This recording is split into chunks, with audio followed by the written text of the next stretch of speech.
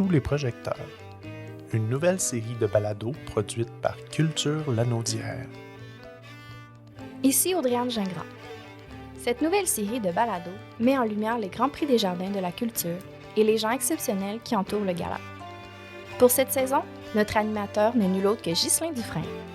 L'humoriste et comédien lanaudois, qui a aussi animé notre événement à 2 reprises, recevra les lauréats 2022.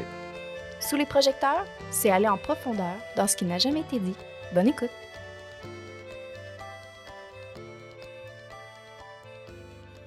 Ici Ghislain Dufresne. Aujourd'hui, à Sous les projecteurs, on reçoit Vicky Charbonneau, Julie Raymond et Daniel Charland, qui ont mis sur pied le théâtre de la Petite École, récipiendaire du prix Éducation au Grand Prix des Jardins de la Culture de cette année. Alors, ils vont nous raconter leur histoire. Bonne écoute.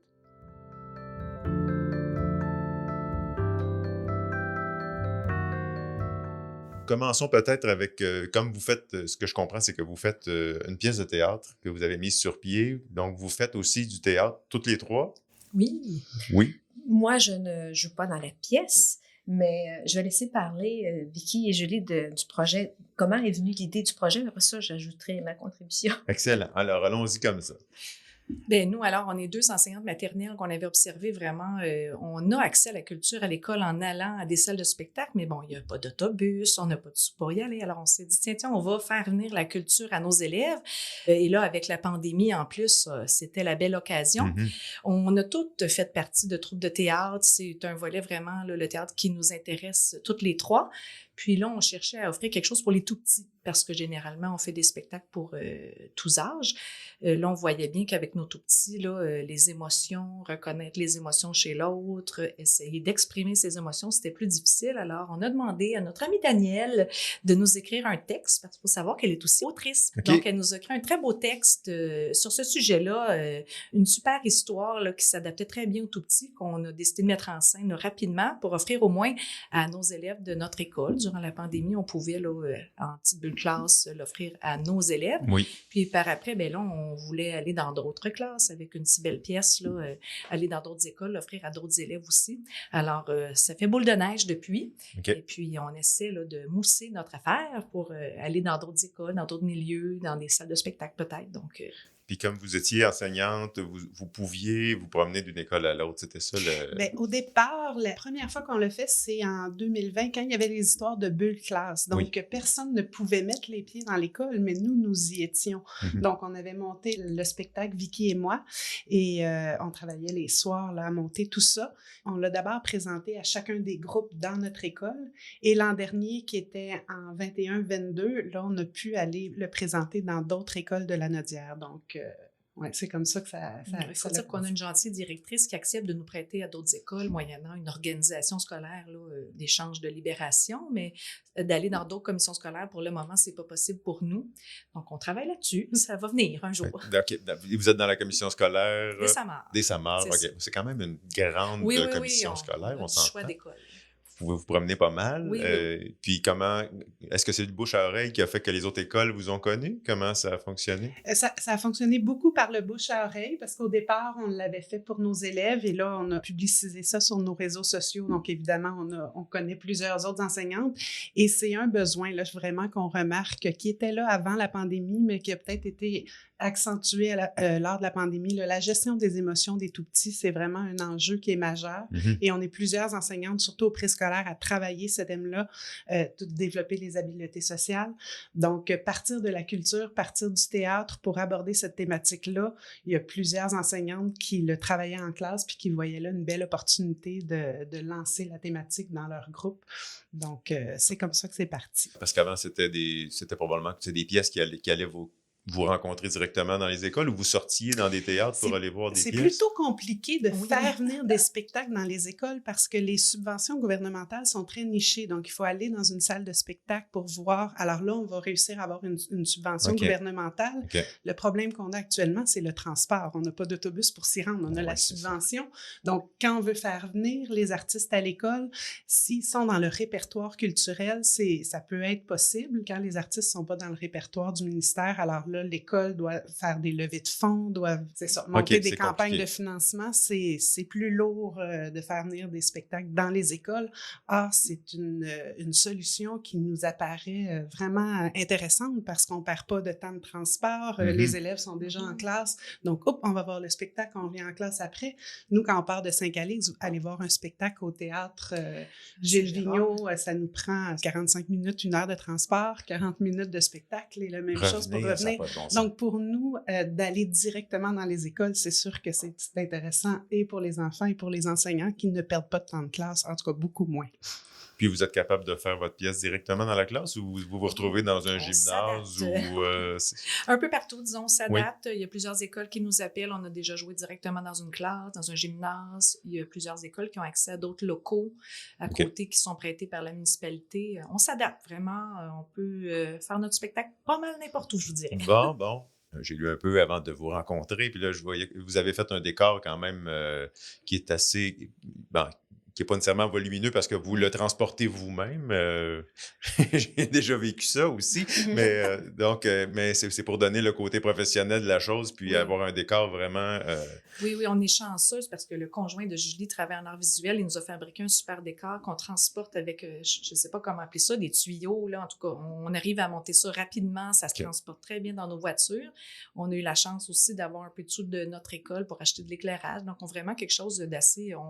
On a l'air là, d'un vrai spectacle qui se déplace. C'est pas juste un rideau qu'on installe. Donc, quand même, les enfants entrent, puis on a une ambiance de spectacle avec le décor, l'éclairage et tout ça. Alors, intéressant pour eux qui sont pas vraiment allés souvent dans des salles de spectacle. Donc, au moins, on crée l'ambiance. Oui, c'est ça. En fait, aussitôt qu'ils sont... Probablement qu'une fois qu'ils sont dans le mood, ça fonctionne bien. Oui, c'est ça. Revenons un petit peu en arrière pour voir l'implication de Daniel. Comment c'est arrivé tout ça? Parce que Vicky et Julie, vous connaissiez déjà, ce que je comprends. Donc, ça a été un lien assez facile à faire pour vous quand vous avez eu l'idée, je suppose. Tout à fait. Bien, on connaissait Daniel d'avance aussi parce qu'elle travaillait à la même école que nous. Puis, on avait monté plusieurs spectacles là, pour tout le monde, à tous, ensemble. Puis, l'idée nous est venue avec Julie, ma collègue. Puis, on lui a demandé ça, un dîner au restaurant. Puis, quelques mois après, elle nous est arrivée avec l'idée toute écrite, déjà toute prête. Donc, vraiment, un grand merci, Daniel, d'ailleurs, là. Puis, ça continue encore. OK. Comment on s'y met? Est-ce que l'idée était déjà germée précédemment? En fait, non. Ce qu'elles m'ont dit, c'est on est intéressé à monter une pièce de théâtre pour nous, les jeunes. Bon, ils m'ont parlé de la clientèle, 5-6 ans. La commande, c'était une pièce qui traite des émotions, de la gestion des émotions. OK. Alors, j'avais déjà... Puis, ils sont 2 comédiennes. Alors, tu sais, on peut pas avoir 6 personnages. Déjà qu'il y en a 4. Non, 3. 3. Yes, Julie se change souvent. Alors, mais c'est le fun d'avoir aussi des... je dirais pas des contraintes, là, mais c'est le fun d'avoir un cadre quand on crée. Parce que, moi, j'ai enseigné très, très, très, très longtemps. J'enseigne encore un peu. Mais j'écris en littérature jeunesse, aussi en littérature adulte. J'ai plus écrit des romans jeunesse ou des romans adultes, mais pour les tout-petits, j'avais écrit des pièces de théâtre on faisait beaucoup de spectacles à l'école. Okay. On impliquait tous les enfants, au niveau des chorégraphies, du théâtre, des chansons, tout ça. Alors, pour moi, c'était retrouver quelque chose que j'aimais faire, écrire une pièce de théâtre. Alors là, j'ai pensé ce projet-là, puis je leur ai soumis, puis ils l'ont aimé, ils se sont mis à le travailler. Fait que c'est vraiment le fun de voir un projet se concrétiser comme ça, là, vraiment. Non, c'est sûr. Ouais. Donc, il n'y a pas eu nécessairement de brainstorm à 3 pour... la commande a été assez claire pour que... C'était très clair. OK. Ouais. Parfait. Et après ça, quand on commence à... Vous êtes-vous occupé un peu de la mise en scène? Vous êtes-vous impliqué de ce côté-là aussi ou non? C'est sûr qu'à l'écriture, j'ai mis quelques suggestions ou des idées, ça pourrait être comme ça, mais elles, en le faisant, quand elles ont commencé à le monter, là, j'allais les voir, puis elles me faisaient des propositions. À Daniel, on a pensé que ça, c'est elle qui joue la pièce, alors c'est elle qui sont en plus en position de juger tout à fait. D'une phrase. Alors, c'est ça. Puis, je pense qu'il y a une super collaboration, un super texte, c'est pour ça. Ah non, mais c'est facile. On se connaît beaucoup parce qu'on fait du théâtre ensemble. En plus. Puis, je pense qu'il y a une belle confiance, puis une ouverture. Fait que sinon, c'est très facile de travailler ensemble. Oui, c'est un beau projet. Ben absolument. Ben, en fait, on a un peu de temps. On pourrait prendre le temps là, aussi peut-être de faire un petit historique de votre parcours artistique, peut-être, parce que, bon, il y a le côté... je pense que tous les enseignants sont un peu artistes aussi, mais malgré tout, comme vous faites du théâtre, je pense que vous avez aussi un parcours plus artistique, plus théâtral. Donc, si vous voulez nous parler rapidement de comment ça s'est passé, comment c'est entré dans votre vie, le théâtre ou les premières fois ou les influences? Ben, en fait, moi, je suis un petit peu plus vieille que mes collègues, là. De toujours à l'école, c'était pas une école à vocation artistique, mais la culture, le théâtre a toujours pris beaucoup de place, en ce sens qu'avec l'enseignante de musique Marie-France Lafortune, on avait beaucoup de projets de théâtre avec les enfants. OK. Quand Vicky est arrivée dans le milieu, elle m'a dit hey, « moi, ça m'intéresse ça, j'ai envie de faire ça avec toi. » Et puis, là, naturellement, la roue tourne, il y en a qui partent, il y en a qui se joignent. Et puis, fait que c'était ça. Puis moi, ben le fait que j'ai pas toujours écrit non plus dans ma vie, c'est venu un peu sur le tard d'avoir le besoin d'écrire, tu sais. Alors ça, on a pu... C'est venu naturellement ou c'est... Ben, j'ai toujours aimé ça, moi, écrire, là, mais tu sais, Mais écrire un livre, c'est pas comme aimer écrire nécessairement. Ouais, ben en fait, pour moi, c'est un exutoire, une année où je me suis beaucoup inspirée de mes élèves pour écrire, en fait, de certaines histoires, là. Puis un élève particulièrement difficile que j'avais une année. Puis à la fin de l'année, j'ai comme écrit un peu son histoire, mais on s'entend romancer avec... on change les noms. Oui, mais je pense absolument. pas que même s'il avait lu mon histoire, ce serait reconnu. Mais ça a été pour moi un exutoire. Puis quelqu'un m'a dit, mais tu devrais envoyer ça aux maisons d'édition. Ben, c'est une maison d'édition au Québec. J'entendais justement quelqu'un qui disait, il y a beaucoup plus d'auteurs que de lecteurs au Québec, tu sais, parce que c'est un monde. Ouais, c'est ça. C'est un monde qui est largement sollicité. Oui. Et puis, les maisons d'édition publient 4% de ce qu'elles reçoivent.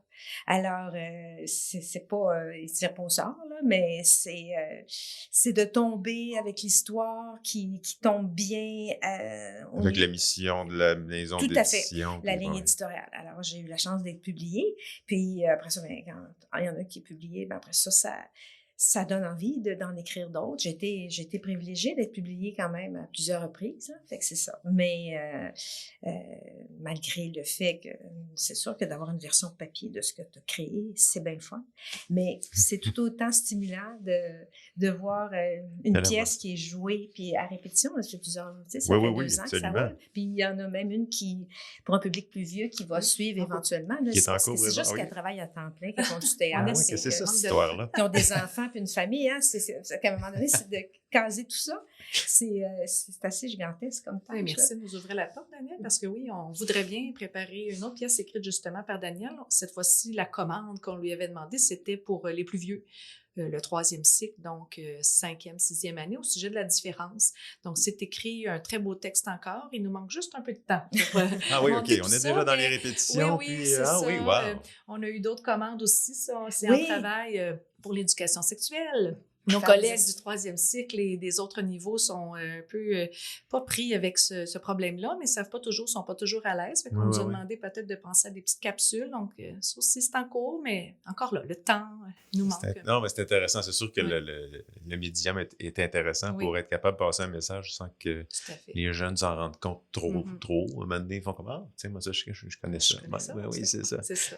Donc, OK. Ben, merci, Daniel. Je vais continuer peut-être avec le parcours de vous deux, mesdames. Je vais y aller. Alors, moi, au secondaire, c'est là que j'ai eu la piqûre dans les cours à option de théâtre. Ensuite, j'ai fait un DEC en théâtre et communication au collège André Grasset. OK. Donc, je me suis découvert là une réelle passion. De là à dire que je voulais percer le milieu professionnel à cette époque-là, pour moi, c'était un peu intimidant. Donc, j'ai ensuite fait un certificat en arts visuels.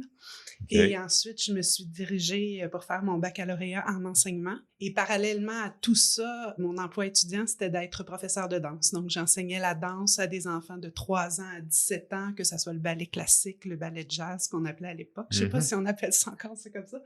Et le funky.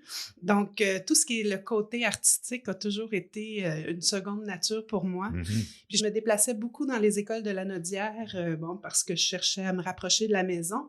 Quand j'ai entendu dire qu'à Saint-Calix, il y avait des professeurs qui montaient des pièces de théâtre pour le plaisir les soirs, pour financer leur activité culturelle, c'est sûr que ça m'a tout de suite parlé. Et puis c'est pour ça que je suis atterrée à Saint-Calix il y a 5 ans. Et c'est là que j'ai rencontré Vicky et Daniel. En la personne de Vicky, j'ai rencontré mon âme sœur professionnelle. D'ailleurs, on fait le théâtre de la petite école ensemble qu'on a fondé, mais on travaille aussi en co-enseignement. Donc, c'est notre 2e année. On a 2 groupes ensemble, on a 2 locaux, on a 32 cocos à notre charge. Puis, ça roule bien. Quand tu trouves ton âme sœur professionnelle, tu interviens auprès des enfants de la même façon. On n'a même pas besoin de se parler. On se regarde un petit coup d'œil et puis, oups, ou on a des cocos qui viennent nous voir. Ah, j'ai besoin de ça. Ils font comme avec papa, maman. Ils s'en vont voir l'autre professeur qui va répondre exactement la même chose. Donc, on est vraiment sur la même longueur d'onde.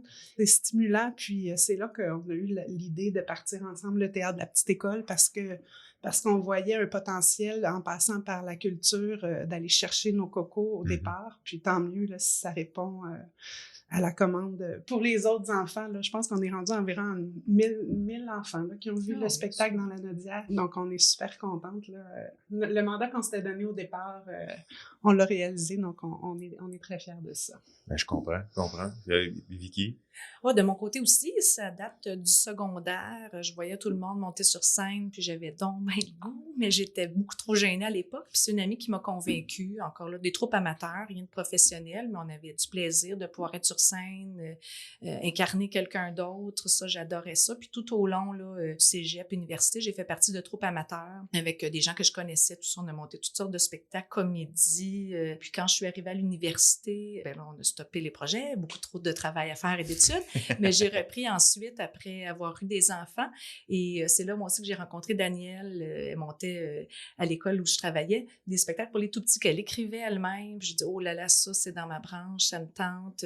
Expliquer aux élèves comment jouer. On mettait même des chansons, des chorégraphies là-dedans. Puis à un moment donné, Danielle m'a proposé, elle dit moi j'aimerais vraiment ça, les comédies musicales. Je dis là tu touches ma branche. Donc on a décidé de faire ça avec des collègues qui avaient le goût. Puis on s'est rendu compte vraiment qu'on avait beaucoup de talent dans nos écoles, puis beaucoup de gens qui voulaient mettre l'énergie parce qu'on reste après l'école, on monte ça le soir, c'est du temps donné gratuitement, tout ça. Puis tous les sous qu'on ramasse, ça servait pour financer des activités culturelles de notre école parce qu'on trouvait que c'est ça, juste payer l'autobus ou faire venir quelqu'un, on manquait de sous, donc on a ramassé des sous pour ça. Puis depuis ce temps-là, ça roule. On présente un spectacle avec les collègues. D'ailleurs, de retour cette année, après 2 ans de pandémie, on avait très hâte. Avec le temps, on est même, excuse-moi, on est allé chercher des membres de la communauté qui nous ont dit, hey, nous autres, on peut... En fait, c'était le personnel de l'école, mais ça s'est ouvert aux membres de la communauté qui se joignent pour faire du théâtre avec nous, c'est ça? Oui, donc on s'est trouvés toutes les 3 là, à l'école, puis après ça, on s'est dit, ça serait le fun, un petit spectacle pour nos tout-petits, donc ça fait boule de neige, comme tantôt, vraiment, d'autres projets en branle avec le théâtre de la petite école, puis encore des projets de théâtre, comédie musicale, on aime vraiment ça, peut-être qu'on chante pas toujours juste, mais bon, on a beaucoup de plaisir.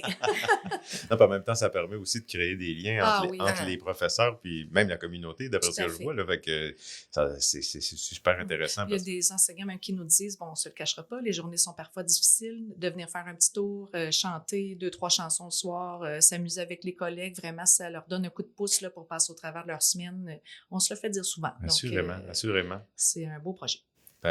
Oui, et est-ce que vous impliquez, parce que là, ce que je comprends, c'est que dans les premiers projets, les enfants étaient impliqués dans la pièce, ou c'était une pièce écrite pour faire jouer les enfants, c'était ça? En fait, les premiers projets, là, on recule, il y a, mon Dieu, plus de 15 ans, là, c'était uniquement avec les enfants. Okay, les enfants, même qu'à ce moment-là, on bloquait, comme par exemple, un après-midi semaine, le mercredi, là, quand on a fait le projet Cendrillon, là, où il y avait des enfants au décor avec un parent qui est marionnettiste professionnel, là, Jacques Boutin, qui venait nous aider au décor, des enfants qui dessinaient les costumes, puis on les renseignait sur l'époque du Moyen-Âge, des costumes de chevaliers, de princesses, eux autres dessinaient des costumes, des enfants qui étaient aux chorégraphies, qui étaient, c'est ça, tout était créé, la musique, les chansons, c'était tout original, là, les textes, ça. Ben, pas le texte de Cendrillon, là, mais ça, on le remaniait un peu. Alors, toute l'école arrêtait le mercredi après-midi pour être à la conception du spectacle.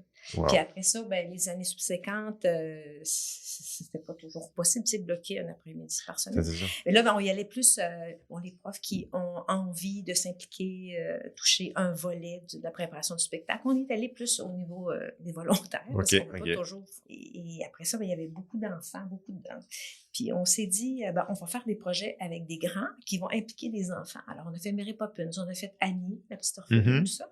Puis aussi, on a fait des projets pour les grands. On a fait Les Belles-Sœurs, on a fait Rock'n'None, on a fait Grease, c'est ça. OK. Donc, ça continue, mais la version que vous présentez présentement, en fait, que vous tournez même à travers les écoles, est-ce que ça implique aussi des enfants ou c'est vraiment... Non, c'est vraiment Julie et moi qui présentons aux enfants. Cette année, il y a un prof d'art dramatique maintenant à l'école qui fait son propre spectacle. Donc, on s'est dit, nous, on va garder notre petit volet à présenter. Puis, on continue notre spectacle avec les adultes parce que c'est nécessaire à notre survie. Donc, Mais pour ce qui est du théâtre de la petite école, il y a une chanson thème que Daniel nous a écrite. Okay. Donc, il y a une chanson thème au spectacle. Donc, Vicky et moi, on s'est fait une petite vidéo, on s'est filmé. Et quand les écoles nous appellent pour réserver une date, je leur envoie la vidéo avec les paroles et les enfants l'apprennent avant de voir la représentation, puis c'est vraiment de toute beauté parce que quand on se met à entamer la chanson thème, c'est l'ensemble de la salle qui la connaît, puis les enfants sont tout contents on se reconnaît là-dedans. Donc, oui, c'est ça. Assurément. Je ne sais pas si c'était à micro ouvert ou fermé, on parlait tantôt que... vous demandez aux professeurs aussi d'éduquer les enfants sur comment se comporter dans un spectacle, ce qui est tellement une bonne idée. Oui. Mais donc, comment ça fonctionne? C'est arrivé comment, cette idée-là? Bien, en fait, comme on le vit, nous aussi, avec nos élèves, quand on va voir un spectacle, on leur rappelle toujours, il faut rester assis. Quand le comédien joue, on est silencieux, tout ça.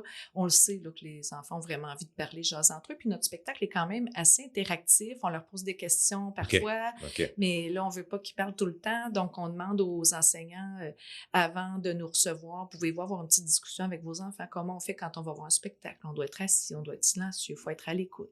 Donc, oui, une petite éducation culturelle, là. Donc, pour savoir comment faire quand on va voir des spectacles. Mm-hmm. Et on se rend compte que les enseignants qui le font, on voit la différence parce que pour la plupart, on constate qu'ils n'ont pas vu de spectacle. La plupart des enfants qu'on a croisés là, ces dernières années, c'était probablement leur premier spectacle à vie. Wow. Hein, ils n'en ont pas vu vraiment quand ils ont été confinés ou très peu. Et on voit que certains réagissent comme s'ils étaient en train de regarder un film dans leur salon. Donc, ils se mettent à dire spontanément tout ce qui leur passe par la tête. Donc, on voit vraiment que quand les enseignants ont fait cette discussion-là en amont, ça fait toute la différence. Là. Oui, assurément. Mais c'est vrai parce que là, votre public, c'est du 5-8 ans, c'est ça? De 4 à 8 ans. 4-8, on invite les maternelles 4 ans jusqu'à la 2e année. C'est sûr qu'à la maternelle 4 ans, peut-être qu'ils suivent un peu moins l'histoire puis ils ne voient pas, mais en 2e année, quand on parle des émotions, ils les connaissent, ils les ont vécues. Donc, vraiment, là, des fois, ça arrivait où ils donnaient la réponse avant. On n'avait même pas eu le temps de le jouer. Donc, c'est pour ça qu'on demande aux enseignants là, de faire un petit travail en amont avant qu'on arrive. Il va être sûr que ça se passe bien et que tout le monde puisse comprendre l'histoire. Parce que c'est ça, c'est assez didactique quand même, votre pièce. Là. On vous êtes axé, c'est quoi? C'est à travers une histoire? Oui, au travers une histoire, on présente les 4 émotions que nous, on voit surtout à la maternelle, la joie, la peur, la tristesse, la colère. Okay. Puis, c'est sûr qu'il y en a d'autres, mais c'est celle-là qu'on voit là, dans le spectacle. Puis, c'est sûr qu'à la fin, on explique combien il y a de personnages, te souviens-tu des émotions? On leur montre comment faire aussi, si toi, tu as envie de jouer un texte ou tu as envie d'être un personnage, comment faire? Donc, on y va vraiment aussi, là, un peu de pédagogie au travers de ça. On donne des petits trucs, comment faire avec la colère, par exemple. Qu'est-ce que tu peux faire quand tu es en colère? Donc, après ça, les professeurs vraiment partent de ça, puis ils peuvent continuer à explorer les émotions en classe ensuite. C'est ça. Donc, avez-vous mis sur pied des exercices avec lesquels les professeurs repartent après ou si c'est à eux à faire ça pour... Pas encore. Non, on laisse les enseignants après prendre en charge la thématique. Oui, c'est ça. Mais il y a au travers, c'est ça, dans notre spectacle, en fait, au départ, c'est Monsieur Brocante qui va se promener puis qui ramasse des jouets, les jouets dont les enfants ne veulent plus. Et on a Vicky qui joue une amie qui est toute seule, qui s'ennuie, elle ne sait pas trop quoi faire. Et là, quand M. Brocante arrive avec son gros chariot, elle dit « j'ai une idée, moi, je pourrais me construire un ami avec ce que vous avez dans votre chariot. » Donc ça, c'est le début de notre spectacle. Elle va se construire un ami, puis là, son ami va arriver, puis elle est vraiment plate, là. Elle essaie de faire peur, puis elle réagit pas. Elle essaie de la faire rire, elle rit pas. Elle essaie de la mettre en colère, elle va même la taper. Aucune réaction. Elle dit, ben là, t'es bien plate, va-t'en dans l'atelier. Là, j'ai dû me tromper, j'ai dû oublier des morceaux. L'ami repart, Monsieur Brocante revient. Et là, elle dit, ben là, ça va pas du tout, mon ami. Puis là, il expose son problème. Monsieur Brocante dit, peut-être que t'as pas mis des émotions à ton ami. Elle dit, ben oui, c'est ça. Donc là, ils se mettent à fouiller dans le chariot de Monsieur Brocante. Et là, dans le chariot de Monsieur Brocante, ils vont trouver la tristesse. Et là, on va avoir une petite chorégraphie sur la tristesse. Émotion qui est accueillie, comment dire, par les enfants de façon très différente. Certains enfants regardent la chorégraphie de la tristesse et sont au bord des larmes. Ils le vivent vraiment. Ah oui. D'autres ont un inconfort à avoir un adulte qui est devant, qui est en train d'exprimer sa tristesse. Ils savent pas trop comment réagir, vont même rire un peu de malaise. Ensuite, c'est intéressant, oui, tout tout ça. à fait. Ah, ouais. Ensuite, on va ouvrir une deuxième boîte, puis là, dans celle-là, il va y avoir la colère. Puis là, il va y avoir une très, très grosse colère de Monsieur Brocante. Alors là, l'ami va lui suggérer des moyens pour gérer sa colère. Et il va avoir ensuite la peur. Donc, il va avoir une petite chorégraphie encore là sur la peur. Puis elle dit, bon, ben parfait, prends tout ça, puis va mettre ça à ton ami. Donc là, l'ami part, puis elle met tout ça. Puis là, elle revient, puis là, l'ami va vivre ces 3 émotions-là, mais de façon exagérée. Et là, évidemment, on avait oublié la joie. Donc là, ils n'ont pas tant de plaisir que ça à jouer ensemble, les deux.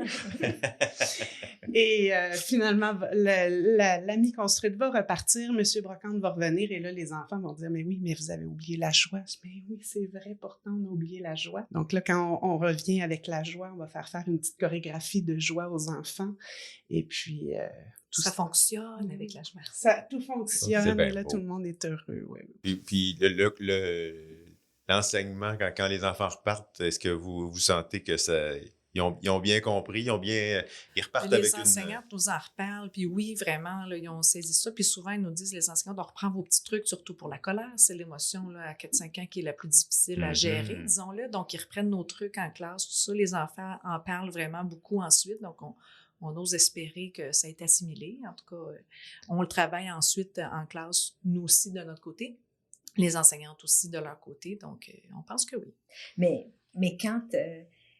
Monsieur Brock, mais quand l'enfant trouve les 3 émotions dans le chariot, ben là, puis que là, l'enfant dans l'atelier les transmet à son personnage qu'elle crée, ben là, quand le personnage sort, les émotions sont, comme tu disais tantôt, sont exagérées. Alors, de là, ils vont traiter comment on les gère. Parce qu'on dit, c'est normal la colère. Il faut juste savoir comment aussi la gérer, puis comment faire si on a un excès de colère. Puis on dit, la tristesse, ben c'est normal aussi, mais ça dure pas toute la vie. Et puis, la peur, ben, on parle des petites peurs, des grandes peurs. Alors, les enfants, ils peuvent vraiment se dire, ah oui, ben ça me ressemble, moi, je suis comme ça des fois, tu sais. C'est normal, des petites peurs, ça compte aussi. Et puis, c'est normal la colère. Alors, tu sais, il y a des enfants qui sont des fois brimés dans l'expression de leur colère. Tu sais, c'est comme non, on ne peut pas se fâcher, mais on ne peut pas toujours réprimer la colère. C'est juste savoir comment la gérer. Puis, alors, c'est là qu'ils sont donnés des trucs. Après ça, ben, le personnage a appris comme à gérer. Là. C'est pour ça que ça finit bien. C'est sûr que ça finisse bien. Oui, absolument. Mais ce genre d'idée-là, est-ce que c'est un patron d'écriture que vous avez déjà utilisé dans d'autres histoires précédentes ou si c'était vraiment nouveau pour... Ben non, ben tu sais, moi, quand j'enseignais avec des enfants de première année, fait que j'ai géré ça souvent, moi, des colères, des grosses peines. C'est de l'expérience, donc oui, je suis une maman, alors c'est ça, non, mais ça faisait partie un peu là, du bagage qu'on a développé, tu sais, avec les années, tout ça, là, fait que, puis c'est un thème, moi, c'est qu'on travaille nécessairement, pas juste dans la didactique, mais dans le quotidien, tu sais, qu'on vit avec nos élèves, c'est ça. Oui, bien assurément, mais c'est vrai que c'est pas tous les enfants qui vivent ces émotions-là de la même façon, puis qu'il y en a qui sont probablement réprimés, à la maison là, par rapport à certaines de celles-ci. Ouais. Mais, je lisais que vous avez même essayé de demander aux enfants, en fait, vous leur permettez de se mettre à jouer au théâtre dans la cour d'école pour essayer de de continuer à passer ces émotions-là, je suppose, ou si c'est plus large que ça, la vision que vous aviez? Ben nous, de notre côté, oui, on le fait jouer en classe, on leur fait mimer les émotions, tout ça. Puis c'est sûr qu'on est beaucoup en éducation de qu'est-ce que je fais avec ça. Je dirais que la colère, là, c'est celle qu'on travaille le plus souvent parce qu'elle est explosive souvent, puis ça fait peur aux autres autour. Donc c'est vraiment à elle qu'on travaille le plus en classe. Puis oui, des fois, des petites scénettes, on les voit jouer au coin maison, à se pratiquer à ça. Puis on les entend dire les trucs qu'on a dit dans notre spectacle. On les voit même des fois jouer notre spectacle parce que nos élèves aussi l'ont vu. Donc, vraiment, ils l'incarnent ensuite. C'est alors, formidable. Je pense bien que... Vous êtes en train de faire la prochaine génération de comédiens. Et il y a un lien à faire aussi avec le développement de l'enfant en bas âge. Ça passe beaucoup par le jeu symbolique, de se mettre en scène. Ben oui. Donc, nous, c'est quelque chose qu'on encourage beaucoup dans la classe. Puis c'est pour ça que quand on finit le spectacle, on explique un petit peu c'est quoi le concept des personnages, comment est-ce qu'on peut bâtir le personnage, comment est-ce qu'on peut se construire une histoire pour monter un spectacle. Donc ça, c'est quelque chose qui se rapproche beaucoup du jeu symbolique qu'on essaie de mettre en place dans nos classes parce que c'est très important pour le développement des tout-petits. C'est là qu'on fait nos apprentissages qui sont les plus significatifs quand on passe par le jeu. Oui. Donc, je trouve que le théâtre, l'art dramatique, pour servir cet enjeu-là, est extrêmement intéressant. Oui, c'est ça. Vous avez un double enseignement. Vous avez le contenu et le contenant en même temps. Oui, c'est ça. Intéressant. Oui. Donc, pour le futur, on souhaite sortir de la commission scolaire dès sa mort pour ce... Oui, pour, on aimerait ça. En tout cas, je vous dirais que même juste faire le tour de la commission scolaire dès sa mort, je pense qu'on serait bien occupé. Mais peut-être faire mousser notre projet, se faire connaître dans toute la commission scolaire. Et on fait le tour des bibliothèques aussi. On était invité dans plusieurs bibliothèques, donc de le jouer à plusieurs endroits. On travaille sur notre second projet pour le 3e cycle aussi. On pourrait même être invité dans des écoles puis faire un spectacle le matin pour les plus jeunes, un spectacle l'après-midi pour les plus vieux. On trouvait ça intéressant là, d'offrir plusieurs possibilités comme ça en allant dans les écoles. Donc, c'est prévu pour quand, la deuxième mouture de... On voulait peut-être le présenter aux élèves de notre école. C'est notre public test pour juin, mais... OK, donc ce serait cette année quand même. C'est rapide. On essaie. Okay. C'est un sujet aussi qui est très actuel, la différence. Le spectacle va s'appeler « Je suis pas comme toi », puis après. Parce que les enfants plus... c'est sûr il y a beaucoup moins de tabous par rapport aux différences qu'il y en avait. Mais puis même si c'est nommé, ça ne veut pas nécessairement dire que c'est nécessairement accepté. Alors, en fait, le spectacle, ça va être plus une conscientisation sur ah bon, je suis pas tout seul qui peut être différent ou qui se sent parfois différent. Le spectacle, il va être divisé en tableaux. Puis avant la finale du dernier tableau, les comédiennes vont interpeller le public.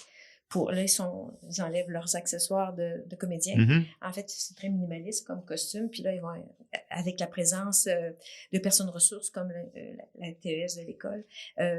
Toi, est-ce que ça t'est arrivé de te sentir différent? Ou est-ce qu'il y a des choses, des fois, des remarques qui te font de la peine? Bon, est-ce que les jeunes vont s'exprimer? Mais c'est sûr que c'est pas les comédiennes qui vont répondre aux interrogations ou des jeunes, mais ils vont savoir qu'il y a quelqu'un qui peut les écouter, les entendre par rapport à ça. Les diriger vers les bonnes ressources. C'est ça. Dans le fond, c'est juste un outil de correcte transmission. Là. Pas juste une amorce. C'est ça. On se permet d'en discuter. Ouais, c'est ça. C'est une bonne idée, effectivement. Je sais pas, c'est ça. J'avoue que moi, à l'époque où j'étais au primaire, il n'y avait pas beaucoup de diversité dans les écoles où j'allais. Il y en a de plus en plus. Mais maintenant, je sais, effectivement, là, j'ai des amis qui sont professeurs puis qui disent qu'il y a plus de 80 ou 90% de leur classe qui sont issus de la diversité. Donc, c'est une bonne idée de traiter ce sujet-là puis de permettre aux enfants de la diversité, mais aussi dans les caractéristiques des enfants. Là, on peut avoir, dans ce spectacle-là, on va avoir un enfant qui est non-voyant, on va avoir un élève qui a le trouble du spectre de l'autisme, donc on va avoir ça aussi comme différence. Un enfant qui est TDAH, qui a un trouble du comportement au niveau de l'attention et de l'hyperactivité. C'est très intéressant. Vous faites un boulot formidable. Bravo. Je vous félicite pour l'initiative. Bravo pour le prix aussi, pour le prix éducation. Je vous souhaite une belle continuité, une belle tournée pendant des années. Si c'est ce que vous souhaitez, on vous le souhaite aussi. Alors, Vicky Charbonneau, Julie Raymond, Daniel Charland, le Théâtre de la Petite École, merci beaucoup pour votre visite. Merci beaucoup.